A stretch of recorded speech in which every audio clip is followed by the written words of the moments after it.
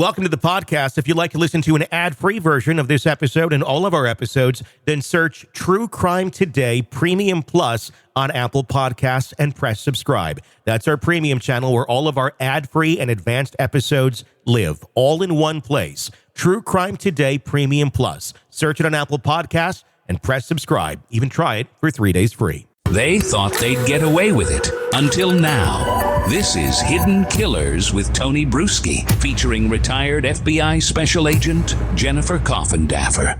Richard Allen, the man that's been now convicted of killing those two little girls in Delphi, Indiana, has been sentenced to 40 to 120 years, essentially a life sentence in a case that was riddled with issues and lots of questions about the legitimacy of the evidence that was brought forward by the prosecution. Joining me to discuss, someone who's been covering this case from the very beginning. You've seen her on TV and followed her on Twitter, and one of the most opinionated about it, Jennifer Coffindaffer, retired FBI special agent.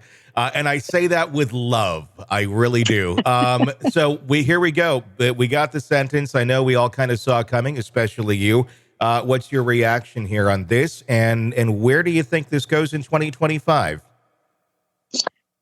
Yes, well, as I said a week or so ago, let me just break the suspense that's what he was going to get. I mean, essentially a life sentence, and this was a horrible, horrible murder of these two girls. Certainly, he's been convicted of it, and I have to respect the finding of the jury. This is one that will just never quite sit right with me. There were so many issues. But it's, they've asked for an appellate attorney to be appointed. It's not going to be a paid attorney or a retained attorney. But some of the best appellate attorneys are appointed. So hopefully he gets a good one. Obviously, there's so many issues here in this case that we looked at in terms of the evidence he was convicted on. And yes, I get respect the process, but we all know this one had so many issues with it. It's hard to respect the process when people are abusing the process on the other side. I think I listed them all out one time. It's just mind-boggling. I mean, from all the recordings of people being erased, their interview recordings in this case, which is just head shaking in and of itself, to the debacle at the crime scene, to crime scene evidence, DNA type evidence not being analyzed, to the ballistics piece that, for me just wasn't strong enough. It's not that this analyst isn't amazing, because I think she is, and she knew what she was doing, and it's just not fingerprint evidence. It's not DNA evidence, and it was an ejected cartridge. It was not a fired cartridge, which is much more difficult to make the match. To the issues just with Richard Allen himself, in terms of having no criminal history, having absolutely no pornography, no child, bondage, nothing on any of his devices. They had many of his devices. They said they didn't have the one from 2016. But as I said, this is easily traceable. Did he turn it in? Where was it?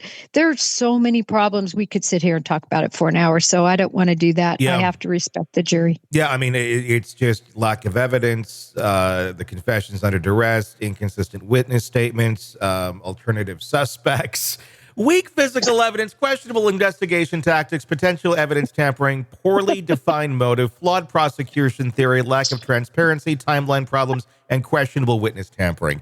We don't have to talk about them, though. We've talked about them all year. We've talked about them all year, Tony. I'm glad you took copious notes, because those are the same notes I have. Yeah, it's there. There's so much. So we go into 25, and yes, there's going to be an appeal. Where do you think that's going to go? Where does your gut tell you? And you're good on timeline. I think you've been one of the most accurate on predicting where things go.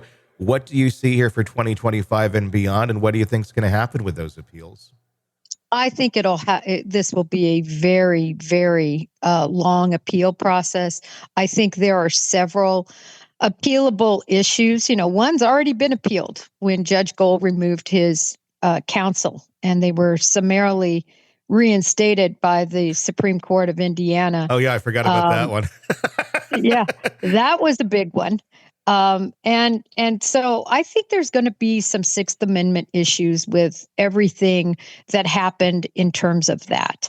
I think that, I wish somebody like Miss Zellner, Kathleen Zellner, who's an amazing an attorney who really looks to seek and find facts. I wish somebody like that would take this on, or maybe even the True Innocence Project, not the LA Innocence Project that took on Scott Peterson, the real deal. Yeah. And I know agents that work for them that are amazing.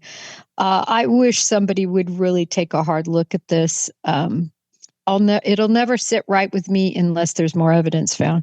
This case is screaming for something like that to take place. There is just so much. It's been a long time I think since we've seen a case where somebody got put away, and it really doesn't feel right. And that means the killer, if we are right and Richard Allen is innocent, that means the killer is out there still, and in that community still. I don't know. Is it somebody that's kind of fly by night? I don't know. There's a lot of people that clearly should have been looked into. My biggest thing in this whole case the whole time is the guy, Keegan Kline, obviously not guilty and never been charged with anything. But the fact, actually, I'm sorry, he has been. He's the one that's in prison, charged with the child porn. That's what I'm trying to say. And the fact that he had a plan to meet with one of the girls the day they were murdered, and yet somehow there's no connection there. I don't buy that. I feel like there has to be, that's way too close for comfort to say that's just a coincidence. If they found no evidence there, that's one thing. Then I don't think they were looking hard enough, quite honestly. It's like my kid going, "Oh yeah, I cleaned the kitchen," and you walk in and there's things everywhere. You can claim this, but in reality, I think it's a different thing. Yeah. Tony, there's Keegan Kline. I mean, I still think Ron Logan was their strongest subject. So did the FBI. I still don't understand. Well, I do understand. And I think this is what's going to be appealed is the judge would not allow any evidence pointing in the direction of anybody but Richard Allen. So his defense had no defense. They couldn't put up any of the information about Keegan Kline, any of the information about Ron Logan. If they could have, I think this jury, and remember, they struggled in their deliberations. This wasn't a, 4-hour and done.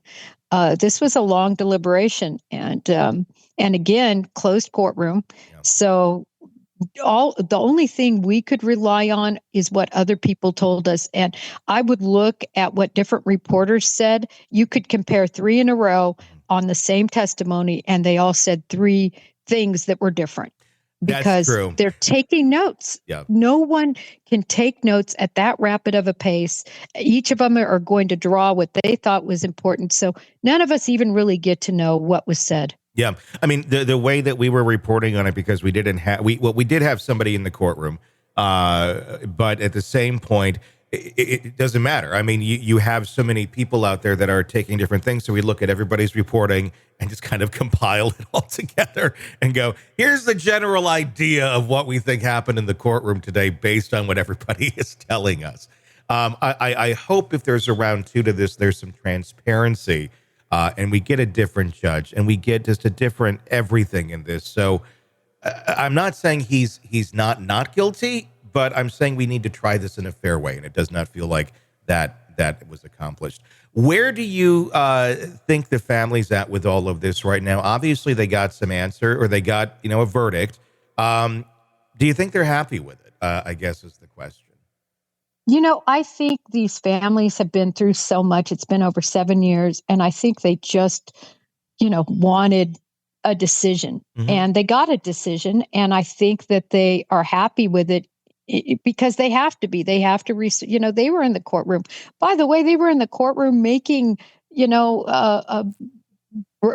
biscuits or breakfast or muffins or something, homemade things. They brought seats for people to sit on because the wood benches were hurting people. This is just people in the gallery.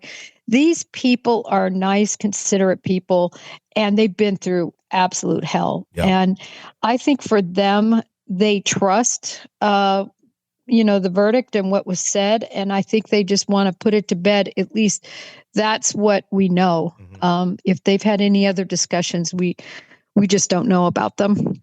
And that would be a very difficult place to be in. I cannot, pass any sort of judgment on that. That would just be, you're wanting to put this to bed. You're wanting that system to have done their job efficiently so you can firmly say, okay, it doesn't heal the wound of your child being gone, but you hope it maybe closed that chapter and answered some questions.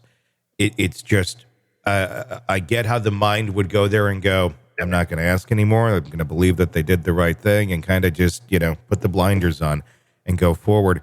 But I think obviously on the outside here, I still want to know who actually did this crime, because then that means they're still out there. And I'm going to guess it's probably someone in plain sight, someone that, knows these kids or knows, the general, population of the kids in the area.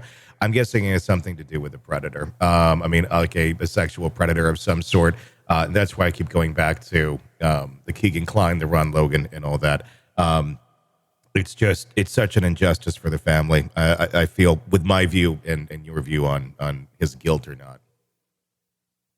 Yeah, like you said, I can't think of another case. Well, I can think of another case, and that's Dossie, the case of that actually Kathleen Zellner is handling the appeal on.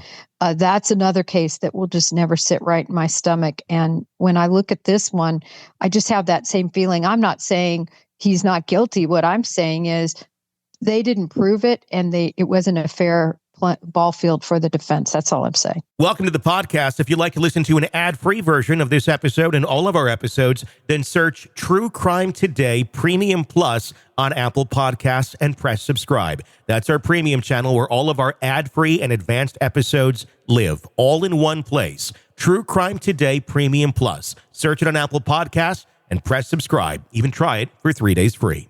All right, true crime addicts, let's cut the crap. You're knee-deep in the gory details of your favorite podcast when suddenly a commercial hits like a bad meal. Seriously? You deserve better. Upgrade to True Crime Today Premium Plus on Apple Podcasts, where you can binge without those annoying ads. Plus, get extended interviews that go deeper into the darkness and early access to episodes so you can be the first to know. It's like trading up from fast food to fine dining, but with more blood. So, go ahead. Search for True Crime Today Premium Plus on Apple Podcasts. Subscribe and feast on the good stuff.